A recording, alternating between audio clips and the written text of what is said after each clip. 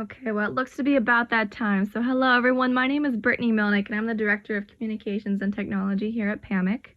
Welcome to our webinar today on Data Strategies, Demystified, a Business Perspective, presented by IDP. Our presenter today is Frank Giardina. Mr. Frank has more than 25 years experience as a senior manager with insurance and technology organizations. Frank joined IDP in 2015 as CIO and has been president of IDP since 2018. Prior to joining IDP, Frank served as CIO at Philadelphia Insurance Companies for 10 years, where he was responsible for all technology initiatives and functions. In that capacity, he supported the company's growth from a $250 million carrier to a billion-dollar carrier. Frank has multiple C-level positions in the insurance industry, including Chief Technology Officer at Legion Insurance. In 2009, he started a consulting practice specializing in the insurance vertical and IT strategic planning, project management, and project execution. Frank holds a Bachelor's of Business Administration from the University of Pennsylvania, Wharton School of Business, and Associate's degree in Data Processing from Pierce Junior College. Before we begin this webinar and I hand it over to Frank, I just wanted to give a quick shout out to our Platinum sponsors. Thank you to our Platinum sponsors all on this screen as they provide support for our educational sessions. With everything that's been happening with COVID-19, I wanted to give a brief shout out as well. We are keeping updates on our COVID-19 website, pamic.org/COVID-19. If you would like to see more information on our spring events or our upcoming event schedule, we will be updating that site daily. With that being said, I wanted to give a quick reminder as well. There is a Q&A feature enabled with this webinar. If you would like to ask IDP or Frank any specific questions, feel free to click that feature and send in a question directly to him. We will answer all Q&A that comes in at the very end of the webinar. That being said, I wanted to hand it over to Frank to begin our webinar on Data Strategies Demystified, a Business Perspective. Thank you, Brittany, for the introduction, and thank you, PAMIC, for partnering in this webinar. Welcome, everyone, to our webinar on Data Strategies Demystified, a Business Perspective. A good data strategy is critical for any insurance company's success. In this session, we will explain the fundamental terms of data management. We will look at the different data strategies and review some of the challenges companies are facing when trying to implement a data strategy. What are we going to learn today? What is a data strategy? What is the business problem we are trying to solve? The importance of data, which has become the most valuable resource. We'll define the terms we hear every day relating to data strategies and data management. We'll compare these terms to get an understanding of their usage. We'll look at some of the trends in the data strategy space. We'll look at what are the benefits of implementing a data strategy, as well as what the total cost of implementing a data strategy is. We'll also take a reality check and try to understand what all this means for us. We'll then pose a bunch of inventory questions around our data, our systems, and our people to get a better idea of how prepared we are to implement a data strategy. And then we will look at some next steps. What is a data strategy? A data strategy is a blueprint for how a company will collect, store, manage, share, and use data. Today we'll try to take this definition and put it into some more concrete terms. When implementing a data strategy, what is the business problem that we are trying to solve? Getting information into the hands of the decision makers in a timely fashion, the C-level executives, program managers, product managers, to enable them to make better tactical and strategic decisions regarding managing their books of business, their agents, new insurance products, and managing the company more effectively. This is the problem that we're trying to solve. In May of 2017, The Economist magazine published an article about the importance of data. That article has been referenced many times since, and the article stated that data is the most valuable resource in the world, beating out oil. Data is the driving force that powers almost all business opportunities, and the use of data is an integral part of forming any business strategy.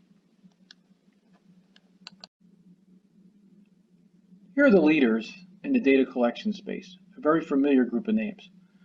Businesses have been collecting a lot of data for a long time. So why are these companies different? These companies are different because they shifted the focus from the traditional views of data, things like how many calls to the help desk, how many new accounts have we opened, how many we closed, to looking at the data about the customers, the user preferences, web traffic patterns, and tracking social media interaction with their brand, and more. This data holds the real insights into improving customer retention rates, capturing customer preferences, and creating new products and services. These companies started a new wave of becoming more and more data-driven by using the numbers and the analytics at the center of all their decision-making. Every year, we see more and more companies in the insurtech space. These companies are all data-driven and rely heavily on social media to connect with and attract new customers. In a KPMG article, they stated that insurtech is having a transformational impact upon the global insurance market. The role of data is absolutely central to any organization. Data is not simply the facilitator for better underwriting and keener pricing, but is the very DNA of the 21st century connected organization. An example that I am sure we are all familiar with is if you click on any YouTube video, there's going to be a very good chance that you are going to get an ad from Lemonade trying to sell us renters insurance or homeowners insurance and telling us just how easy it is to purchase that product. Here is a picture of the insurtech ecosystem as of September of 2019. We can see that insurtech companies can be found across all segments of insurance: marketing, underwriting, claims management, and also all lines of insurance. So how have they been able to make such a rapid expansion across the insurance space? There are two main factors. Number one, the data available from the Internet of Things, which is the data that smart devices produce. For example, smart home devices, wearables, and car devices. Insurtech firms rely heavily on this data. In some cases, as part of their offerings, they will even distribute the devices to policyholders. Number two, they reach customers through social media, addressing the new ways in which people communicate and make their decisions. One company that has enjoyed much success in this area is Hippo, a home insurance firm that recently reached a valuation of $1 billion. When you visit their website, it isn't very fancy, but it is all about the numbers. 64% of homes are undervalued, 70% of people do not do any research when buying insurance, a third have not updated their insurance in 10 years. Hippo offers 10 essential enhancements, 25% less expensive, and only 60 seconds to get a quote. These are the most commonly used terms with regards to data strategy and data management. The topic of how to manage and work with data is very broad. There are many different definitions. A Google search on these terms that we're going to discuss today will return hits in the millions. So let's talk about the terms. So today we're going to discuss a data mart, a data warehouse. We'll talk about a data lake, which is the newest of the terms that we'll cover. We'll go through business intelligence. We'll take a look at business analytics.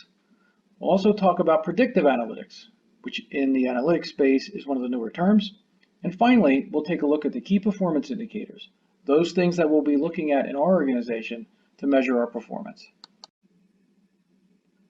First, let's break the terms into three groups: how the data is stored, what we are doing with the data, and third, what we are looking for and measuring.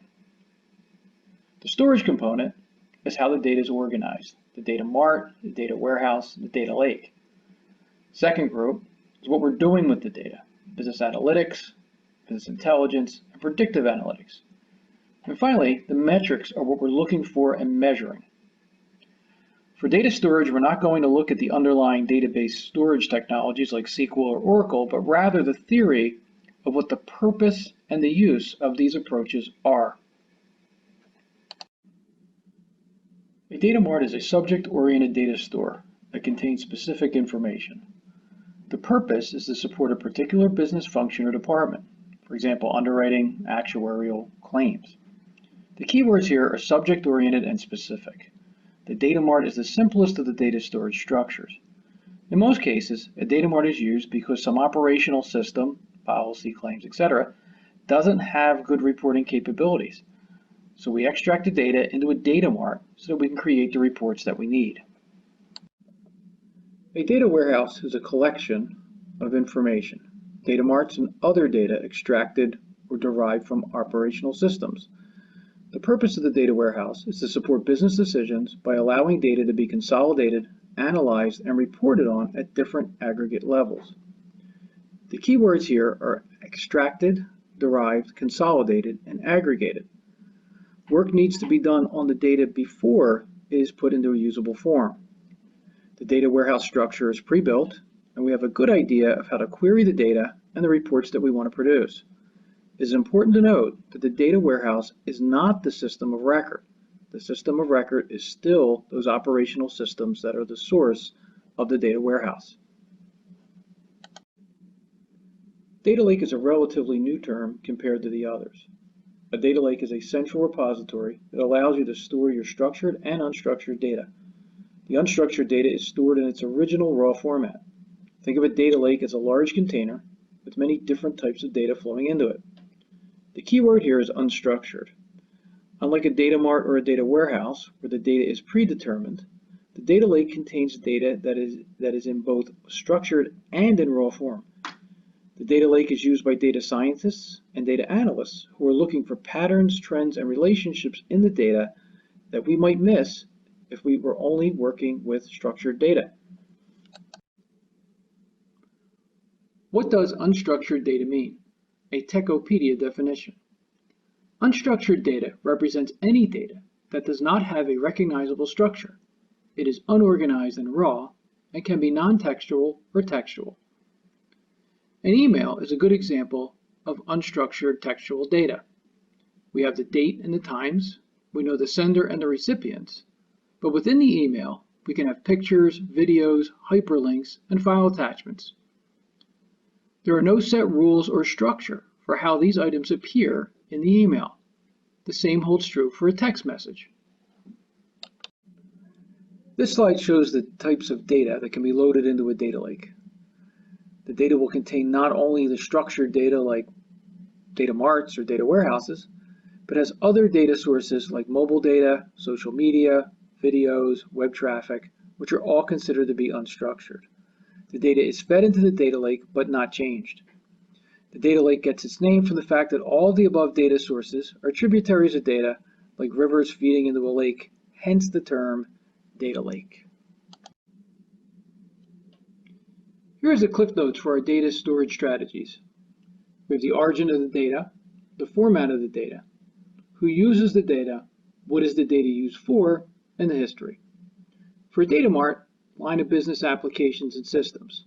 For the data warehouse, the origin of the data is the data marts and other operational databases. And for the data lakes, we said there's multiple sources. They can be structured or unstructured, warehouse information, as well as web pages, videos, mobile data, etc. So the format of the data. For data mart, the data is structured, it's predefined, it's focused, and it's ready to be queried. We basically know what we want to get and what we want to get out of it. Same holds true for the data warehouse. The data is structured, it's predefined, ready to be used. The data in the data lake is unstructured. It's not predefined, as is raw data. Let's focus on who uses the data and what the data is used for. The data warehouse target users are the decision makers of the company, those individuals who need to see the charts and the reports to run the company on a day-to-day basis, while the data lake is used by the data analysts and the data scientists to do research and apply models and algorithms to uncover trends and patterns in the data. A few examples for data scientists. In the online retail world, web traffic is critical. When we go online to buy something, not only is what we are looking for important, but what other sites we have visited and what else we've looked at. In the insurance world, the data may be able to help us uncover patterns like policyholders that are most likely to renew their policies, which claims are most likely to develop into large losses, or which agents are most likely to commit fraud. These patterns can be used to help understand some of the whys of what is happening so we can minimize our risk and spot potential new opportunities. What the data is used for, the data mart is basically reporting, whereas the data warehouse is used for business intelligence, and finally the data lake for predictive analytics and AI. The data mart and the data warehouse concepts have been around for a long time, and the data lake is a new and emerging technology. This chart shows a typical data warehouse environment. On the left, we have the operational systems. They are the source of our data, our policy systems, our claim systems, etc. The data management section is where the data is extracted using tools and/or custom code. In this process is where the data translation, validation, and consolidation takes place. You will also hear the term ETL, which stands for Extract, Transform, and Load, to describe this section.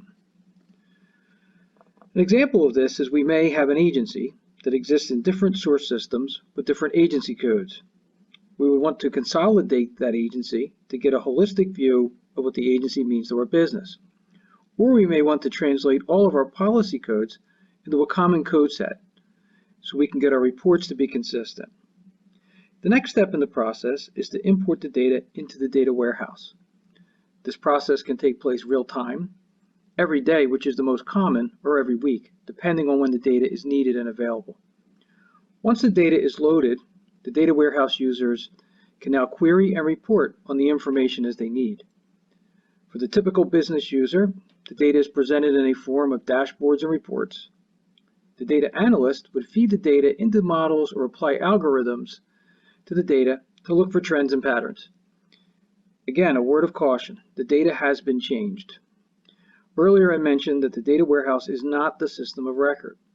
From my experience, I've seen many data projects run into trouble when companies spend all of their time trying to balance to the penny the data warehouse back to their source systems.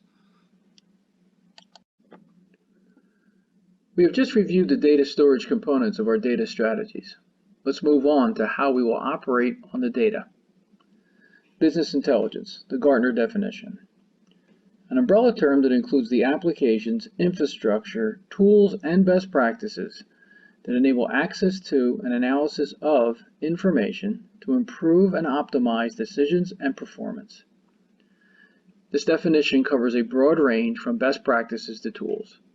For purposes of our presentation, we will try to narrow this down a bit on how we analyze the information. Business analytics refers to all the methods and techniques that are used by an organization to measure performance. Business analytics are made up of statistical methods that can be applied to a process, project, or department. Business analytics are performed in order to identify weaknesses in existing processes and highlight meaningful data that will help an organization prepare for future growth and challenges. We can see from the two definitions that both business intelligence and business analytics are similar. Both talk about the overall framework in which the data will be analyzed. The keywords for business analytics are methods and techniques, how we operate on the data. Business analytics places more emphasis on which methods will be used to analyze the data. Business intelligence versus business analytics. Let's compare the two. Business intelligence deals with what happened leading up to the present. It identifies trends and patterns without digging too much into the whys or predicting the future. Business analytics deals with the why and the how of what happened in the past. It breaks down the contributing factors and their interconnection. At a high level, we can think of business intelligence as a historical view of what has happened, and business analytics would use this history and dig deeper and look for the reasons behind a given trend or pattern. Let's take a look at the sales of DVDs in the U.S. home video market from 1996 to 2018. The business intelligence view of this chart would be that sales peaked in roughly 2005 and have been in rapid decline ever since. Without looking any deeper in the data, we can see that sales in 2018 were about the same as they were in 1999. We would also say that the decline is likely to continue and the trend is not reversing anytime soon. Here is the same chart, adding some additional factors. Business analytics would use both historical data and other data available to dig deeper into what else was happening during that time and try to tell us why this decline in DVD sales happened. This chart shows that other media distribution technologies were coming into the market and were starting to undermine the DVD sales. In 2005, At the peak of DVD sales, both video on demand and digital sales started increasing at a faster rate, and a decline of DVD sales started. If we look closer, we can see that streaming is now the standard, and the other forms of distribution are either slowing or starting to decline. In the insurance space, a chart can show me that my renewal retention rate for a certain product is dropping. But what is behind it? Is my pricing not competitive? Has a new player entered the market? Using business intelligence and business analytics, we can start to understand the whys of what is happening with our business.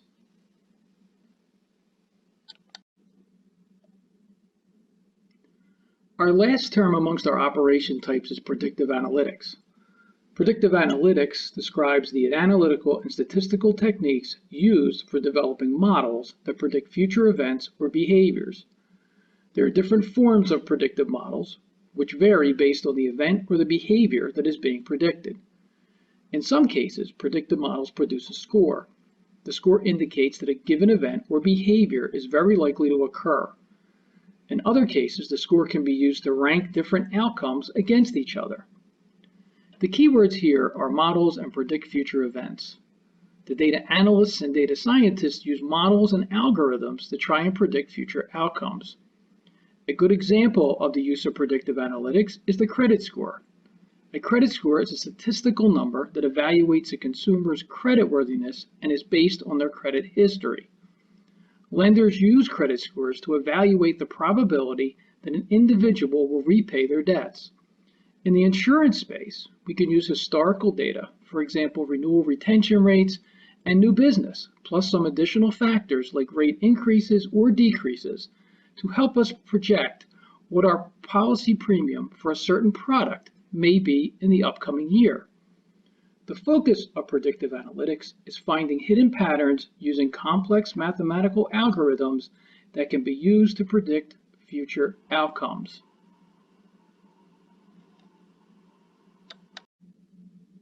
Here is the Cliff Notes page for the operations components of our data strategies.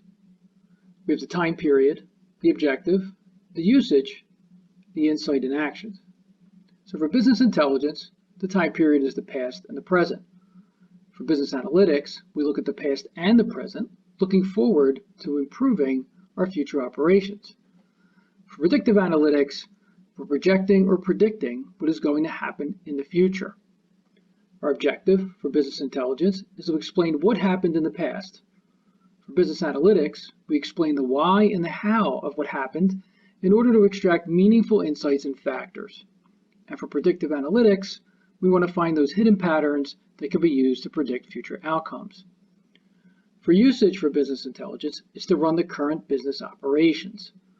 For business analytics is to change the business operations and improve productivity. For predictive analytics, it's to create projections, forecasts, and trending. So insights in action. For business intelligence, it's to learn about the current state of the business from the data we've collected to address business problems and opportunities. For business analytics, by using our experience along with the data we've collected, we can get meaningful insights to measure existing processes and create actionable items to improve our operations. For predictive analytics, the algorithms detect the complex patterns and create a model to address the key business concerns. Key performance indicators. Key performance indicators are measurements used to identify and quantify business performance. A KPI can really be anything that an organization identifies as being an important driver of the business. The goal is to identify the metrics that have the most impact on your organization and tune out the noise from the rest of the data. I have an IT background, so I can make this statement, so a word of caution. An IT-led data strategies project without the business identifying the KPIs will end up with a lot more data than you really need. The KPIs are what we are looking for. In accounting, there's many ratios that help us understand the health of a company. In the insurance space, there are many KPIs that most companies use to measure the profitability and efficiency of their organizations. These KPIs can be used to compare themselves against their peers. Here are just a few examples of some insurance KPIs. cost per claim, loss ratio, average policy size, combined ratio, expense ratio, renewal retention rate. There are several sites on the internet that have a long list of KPIs that you can look at and determine if they have relevance for your organization. Let's take a look at some of the interesting trends in the data strategy space. A Deloitte & Touche report called 2020 Insurance Outlook: Insurers Adapt to Grow in a Volatile Economy stated that while a large part of a company's IT spending goes towards core systems, budgets are starting to shift away from core applications towards analytics, data security, and other advanced functionality. Today, older systems support about 80% of all insurance industry transactions, but those systems are complex, and they were never intended to produce the reporting needed to enable the business. The time and cost to move to a new system forces companies to look at alternatives to keep up with the changing environment. In my opinion, what this report is telling us is that companies are realizing that they cannot wait for a new insurance system to replace an older system. And moving to a new system is no guarantee that it will provide you with the information you need. There's a common misconception that the only way to get the data a business needs is to move to a new system. In some cases, extending the life of an existing system with new technology can be a more cost-effective way of providing the data necessary to move the business forward. Companies are spending on business intelligence because those solutions provide the actionable insights that the business needs to compete. Here are a few more reports on the use of predictive analytics. According to Willis Towers Watson, 54% of insurers utilize predictive models to collect data regarding their customers and their businesses. A Zion Market Research report shows that predictive analytics is growing at a compound annual rate of around 21% per year. Here are some of the most popular ways in which predictive analytics will be used in 2020. Pricing, identifying customers at risk of cancellation, detecting the risk of policy fraud, exposing agency fraud, risk selection, identifying claims that unexpectedly become high-cost losses, and creating new products. There are many benefits to implementing a good data strategy. After looking at a number of websites, these are the consensus benefits people are saying that you will get when you implement a good data strategy. Better decision-making, improved data quality, better data controls, boost profitability, increased efficiency, detect new opportunities more quickly, positions an organization to become a data-driven organization, enables you to transform your data into information. The benefits in the first section are hard to quantify, and in some cases they may or may not be true for your organization. However, the last two benefits are more concrete. If you implement a sound data strategy, you will be in a good position to move to the next level, to utilize business intelligence and business analytics to improve your organization and become more data-driven in your decision-making. What is the cost to implement a data strategy? Depending on the complexity of your systems, the quality of your data, and your goals, the answer is it can be very expensive. In this section, we will identify what the major costs are so you can have a better understanding of how to control those costs for your data strategy. There are three major contributors to the overall cost regardless of which strategies you choose to implement. The costs are storage, software, and staff. For storage, this is relatively inexpensive with many options, preferably a cloud solution. Amazon Cloud, Google Cloud, Microsoft, IBM, these are all viable solutions. For software, we have our initial licensing cost. We have the ongoing cost. This is what we're going to pay each year to use the software. We have the training cost, and this depends on the tools and or the products we buy. For software, a monthly subscription model is the most popular. For staff, this can be very expensive. Using in-house resources, if the skill sets are available, or using outside consultants for implementation, the cost can quickly add up. So what is my total cost? In my experience, I would break it down into three parts. Part 1, what is the amount of the initial check, the one that I need to write for the software, the consultants, and whatever else is needed for implementation, anything I don't have today. Part 2, the cost of in-house resources. These are the folks we need for the project that are already in our budget because they have day jobs. These are referred to as the soft costs. And Part 3, once we are in production, what is the recurring cost? The storage plus the software plus our staff. Here is our Cliff Notes for the cost associated with implementing the different data strategies. These costs are all relative to each other. Storage is a lot less expensive than resources. I don't know the size of your pocketbook, so a couple $1,000s per month may be expensive to some, but not to others. For storage, we have the cloud storage, which has made things very inexpensive. $500 to $1,000 per month, depending on how much data you want to store and how long you want to keep it, and what features like backup and recovery you choose. For database software, depending on your preference, open source solutions like MySQL are free, but Microsoft SQL and Oracle require licensing. MySQL is free, but you don't get any support.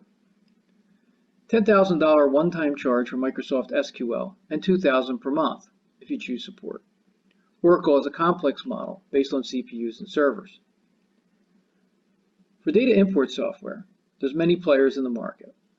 The big hidden cost is that you have to learn the tool in-house or pay for consultants to build it out based on your requirements. For most ETL tools, the monthly costs range from $500 to $1,000 per month based on the number of users. Pricing can also be a monthly subscription fee.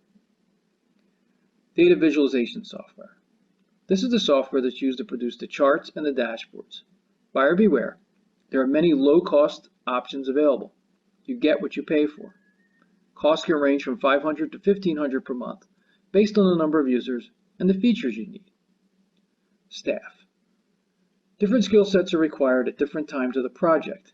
Developers, data analysts, data architects, business analysts. These are very expensive resources.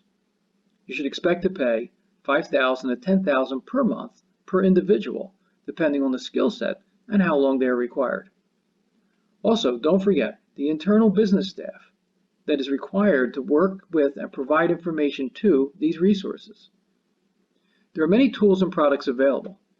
Some handle one or more aspects of what is needed. Again, these are ballpark figures. The final cost will be determined by your requirements and your expectations. There are other types of costing models.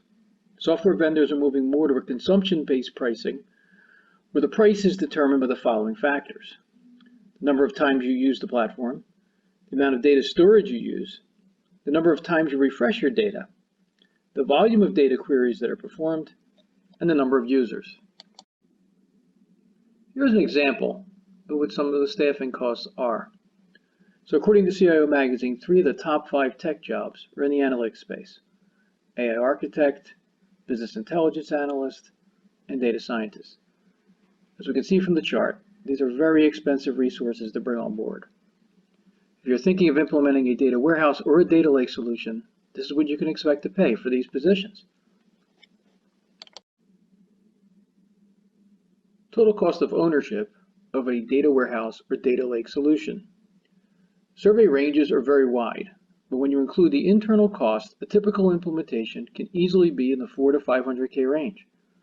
Ongoing costs, when factoring in staffing resources required and software licensing, will be well into the 6 figures. Let's summarize what we have covered. We defined what is a data strategy. We asked the question, what is the business problem we are trying to solve? Next, we looked at the importance of data and how the big tech companies have shifted their view of data from a more traditional view to one focused on the customer. We broke the data strategies into 3 components: storage, operations, and key performance indicators. We defined the most common terms we hear every day. We looked at some trends indicating more and more insurance companies are using predictive analytics and shifting their budgets to new technologies like business intelligence. We reviewed some of the most common benefits of implementing a data strategy. Then we took a much deeper dive into the total cost associated with implementing a data strategy, focusing on storage, software, and staff. Now let's take a reality check, or a checkpoint, and move away from theory and talk more about the practicality and challenges of implementing a data strategy in your organization. Let's revisit our business problem. What is the business problem that we're trying to solve? Getting information into the hands of decision makers in a timely fashion, enabling them to make better tactical and strategic decisions. This problem is much easier said than done. Data versus information. To solve the business problem, we need to turn data into useful information. An important distinction to make is the difference between data and information. Data is the raw facts and statistics, whereas information is data that is accurate and timely, specific and organized for a purpose, presented within a context that gives it meaning and relevance and can lead to an increase in understanding and a decrease in uncertainty.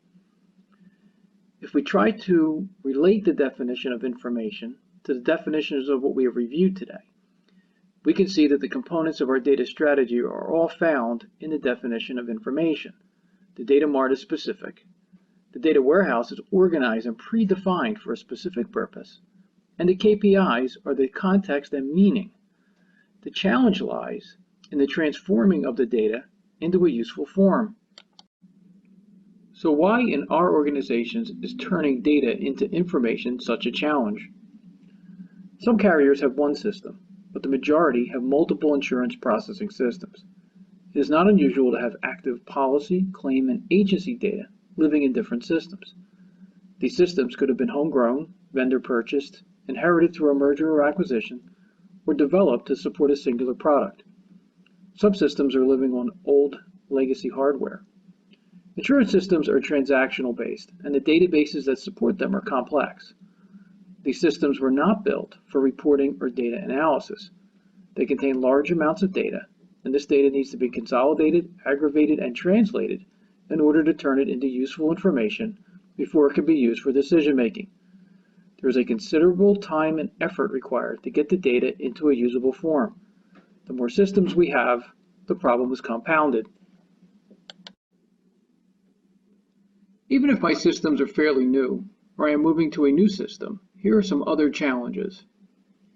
Because of the nature of insurance processing, when implementing a new system, most companies enter new business into the new system and convert the remaining policies over at renewal time. This is not a big bang conversion. And the results of not doing a big bang conversion is that we will have more than one system containing in-force policies and open claims for some length of time. So now we have some of the data in the new system and a lot of the data in the old system. This will be the case depending on how long the conversion lasts. When converting to the new system, we still have the history from the old system, again, resulting in having to bring the data together somewhere to get a holistic view of the business. This is always an issue. We don't want to load the new system with the old data, but we need this historical data, and we probably don't want to keep the old system around just for reference. These challenges are what force us to look into implementing some type of data strategy. We talked about the challenges, so what are some of the approaches that companies are trying to implement to solve this problem? Here are the most common approaches. Purchase tools, build a data warehouse, create a monthly process around spreadsheets and off-the-shelf tools. This last bullet is the monthly end run that most companies do to gather the data they need from spreadsheets, reports, etc., and cobble it together for end-of-month reporting. Next month they rinse and repeat. Not a very efficient or scalable solution. What are the challenges with purchasing tools? Tools create technology debt. We bring in some type of software that we may or may not want to have, other than the fact that we need it for a data mart or a data warehouse or even a data lake. For those of us who do not have an internal IT shop, this may not be an option. Resources need to be hired and or trained to use the tools. There's many tools that could be needed to do the job. We talked about the ETL tools and data transformation tools, which handle the data management part of our data strategy. But we also have the data visualization tools like the charting, the dashboards, and finally reporting. Some tools may handle one or many of these items. And don't forget, we can acquire all the latest tools, but unless we combine them with an understanding of how to transform the data into useful information, the tool itself is not very useful. Whether we purchase tools or decide to build a custom solution, let's look at some specific challenges when implementing a data warehouse. 90% of data warehouse projects fail. This is a Gartner finding. This statistic shows up in every presentation I've seen with regards to a data warehouse. Given what Gartner says, why do we continue? In my opinion, I think it is because the 90% really means that 90% of the time, the end product did not live up to expectations. Also, I think a better measure is what percentage of those projects were to build the data warehouse internally versus the use of some tooling or product. I would venture to say the results are much better for a buy solution versus a build one. But the reality is, if we have multiple systems, we have to attempt to bring the data together using some method, or we will never get the holistic view of our business that we need. Project duration. Besides the cost, no one wants to take on the risk of a long-running project. We all know that executive support tends to fade the longer it takes to show some results. Lengthy requirements phase and scope creep. There are numerous technical hurdles with a data warehouse project, but this bullet is the reason for such a high failure rate when implementing a data warehouse. We all know that in any project, bad requirements and scope creep will doom the project. Let's take a step back. When we look at a new system, whether it's a policy suite or a billing system, what is the first thing that we see? We see the UI, we see the screens. We get to see the final product before we start. The requirements needed, although they may be difficult to get, will lead us, hopefully, to that end result. Now let's talk about a data mart or a data warehouse. What is the end result? What do we see? If we attempt to build it ourselves, there is usually a set of reports or some dashboards, but not a final product. For that reason, it is even harder to envision what requirements we really need. That is why the tooling and product route is the preferred method. If we can see what the end result is before we start, we have a much better chance of success. If the systems have poor data quality, a data warehouse will not fix this. Garbage in, garbage out. Identifying and defining what the business needs is very important. When this doesn't happen, our end result is an IT-driven solution that will not meet expectations. There are numerous technologies serving the business intelligence space. This leads to many different choices and approaches. New tools and products are coming to the market all the time. Look for products that are insurance specific. There are many tools and products that work across industries. These tools are basically templates that the end user has to define and customize to meet their requirements. Because these tools were built to work across industries, they're usually more flexible and customizable. Keep in mind, this will mean that it is going to take longer to build out and to see your results. We should look for those tools and products that are insurance industry specific, can work with or independent of the different data strategies we covered. Some tools will only work with their database architecture and not built to use different data sources. Short requirements process. If we look at those products that are insurance specific, they will in most cases have already thought through a lot of the requirements and KPIs. These products will shorten the requirements phase of the implementation and minimize the overall risk of the project. Faster implementations. As we mentioned before, in today's environment, no one wants a long implementation. The days of 6 to 9 months of working on a project without seeing results are no longer viable.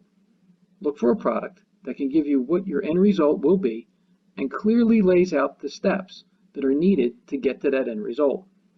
Based on that, you will be able to get a more realistic time frame for your implementation. We have all seen the Magic Quadrant. This is an attempt to visualize the different data strategies and what we should be looking for.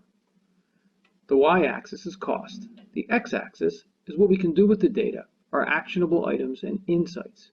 The size of the circle represents the amount of data we are collecting. Inside the circles, we have the implementation times, the number of resources, and additional tools if necessary.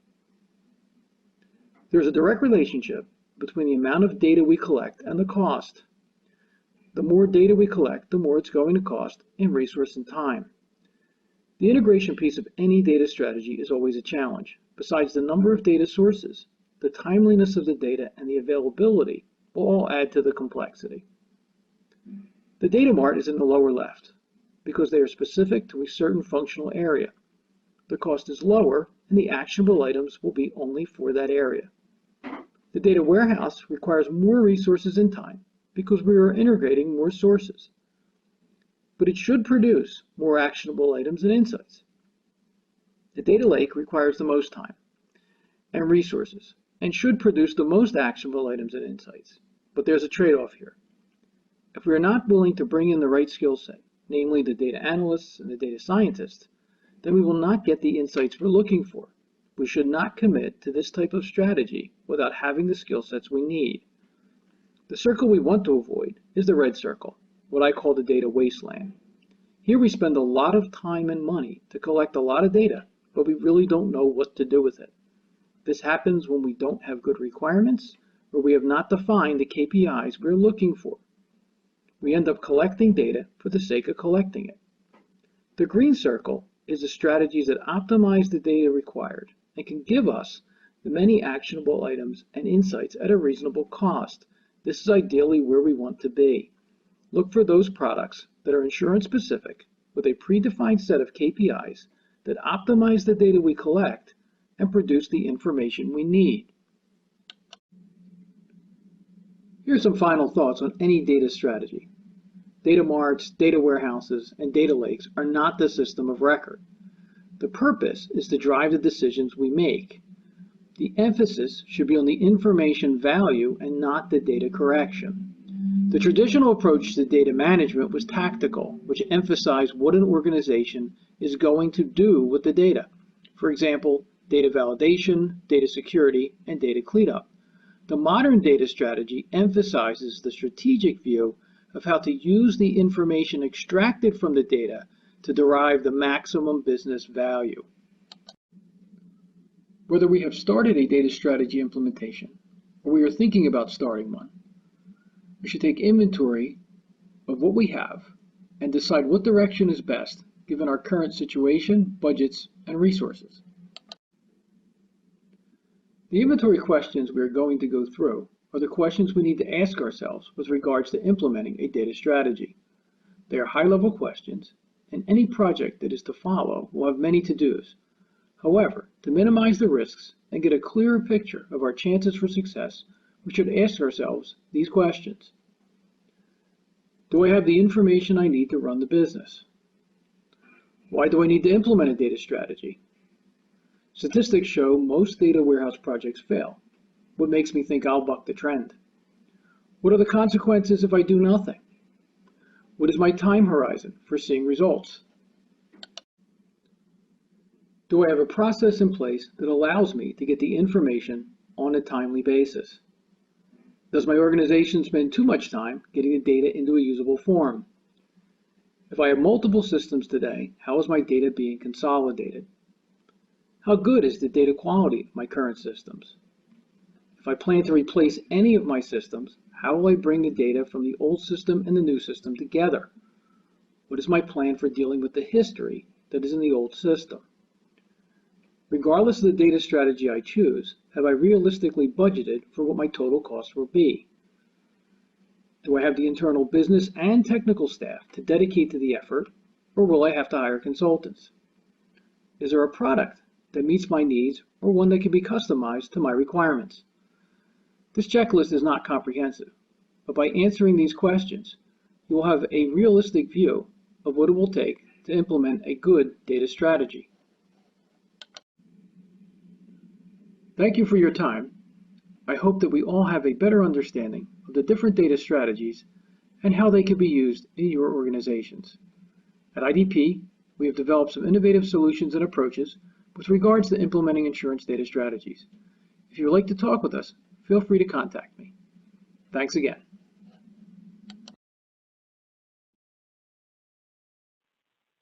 Okay, well, thank you, Frank, for that presentation. We do have some time for some questions, and we do have some questions lined up. The first one being, you mentioned earlier that new products have a lower total cost of ownership with many actionable items. Can you define an actionable item for us? Sure, Brittany. An actionable item is simply a discrete task, something that could be accomplished as either a single unit or by a small team. As we mentioned in the video, looking for deeper into information and trying to come up with the whys. So actionable items would be those things that you could implement once you are able to determine what the cause or what the effect of something that happened with your book of business. Okay. Now, second question is, I understand all the terms and different strategies. Now, which data strategy is right for my business? I think you need to take a look at some of those inventory questions and determine which ones best fit your environment, starting with what your resources are, what your budgets are, and what your time periods are. I think once you look at those, you'll get a better understanding of what's best for you. It wouldn't be realistic to jump to an end game of a big data warehouse if you're struggling with just getting basic information out of some of the core systems that you currently have running. So I hate to say it just depends, but it really does depend on your situation, your budget, your resources, and your timeline. Okay. Now, this one says, you mentioned a quote mentioning that 90% of data warehouse projects fail. Do they provide any details around what they did wrong?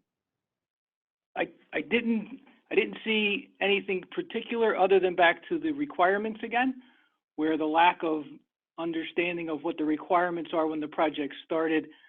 Also, I think we get into was it a build or buy, and there was no one specific reason, but again, I think the chances of it being successful on a buy solution is much better than a build, being able to see what you can get at the end result. So I don't have any further information on that, but a deeper dive into what direction those companies would take would certainly answer the question a lot better.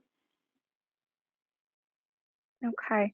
This one says, do you ever see the data lake taking place of the data warehouse for a company's decision makers, or will they always remain separate in the future? I think the size of the organization has a lot to do with that. In terms of the data lake, you're looking at a different level of information you're bringing in there. So if you're challenged in your organization with doing some of the more simple tasks, I don't want to oversimplify things, but if you can't get information out of your systems to build simple data marts or the beginnings of a data warehouse, a data lake will be quite a challenge. I think, though, a lot of times you'll hear people talk about that term because when those bigger companies have that ability to bring in the people we talked about, they'll certainly see the advantages of doing that. Will it replace what's going on today with data warehouses? Again, I think it depends on the complexity and the sophistication of those folks that are implementing them. So at this point, I think it'll be a while before you'll see those displace any of the traditional data warehouse projects that are going on. Okay. Going off that, which paths are most insurance providers taking? I think the data warehouse path only because that's the term that most people are familiar with. So if you talk to folks about, are you doing a data warehouse project, they'll say, yes, we're getting our data and we're putting it into one place. And in their minds, that is the beginning of a data warehouse. So I would say that just when the three terms are put into context, that people will answer a data warehouse more than they would say a data lake or a data mart. Okay, looks like we have a few more questions here. Is there a company size where a data warehouse is better decision than a data mart? I don't think it's the size of the company, it's the number of systems. So if you've got a number of systems that you need to consolidate and you need to go across systems, then by definition, that would be a data warehouse solution. So I wouldn't necessarily say, when we say size, I would say size relative to the number of systems that you're talking about consolidating or bringing together is how I would look at which direction I would take. Okay. This one kind of relates to more tools. Are there any products out in the market that are end-to-end solutions versus just tools to extract the data? There's a number of products that are out there in the market. I certainly could take that offline and talk to people about some specifics, but there are a number of tools that do many pieces of what we talked about in our presentation.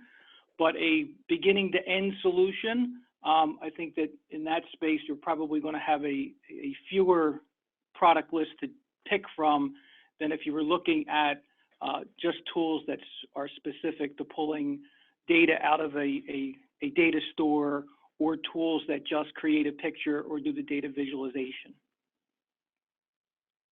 Okay, looks like we have one more here. How long does it typically take to create a data warehouse or a data mart? And can you just explain a little more on those topics? So we'll start with the data mart.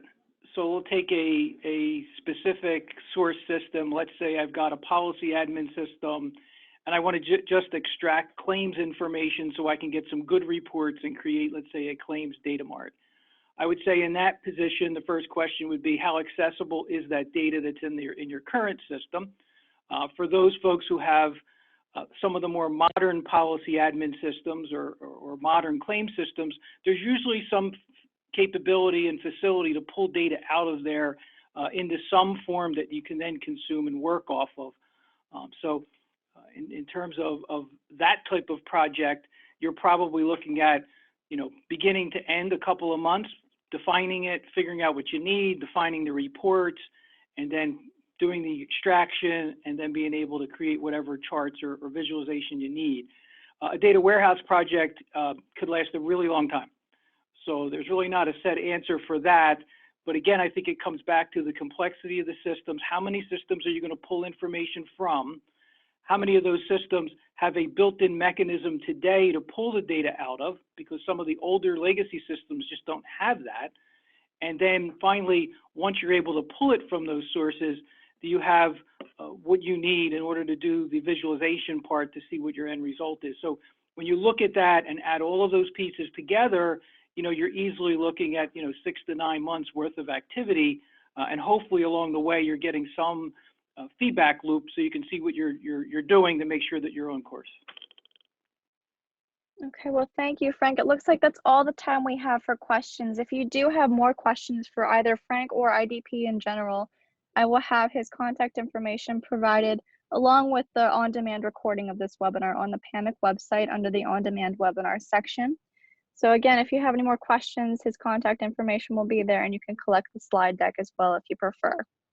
As far as anything else, again, we do have updates for our COVID-19. It's under COVID-19, the COVID-19 page under the PAMIC website.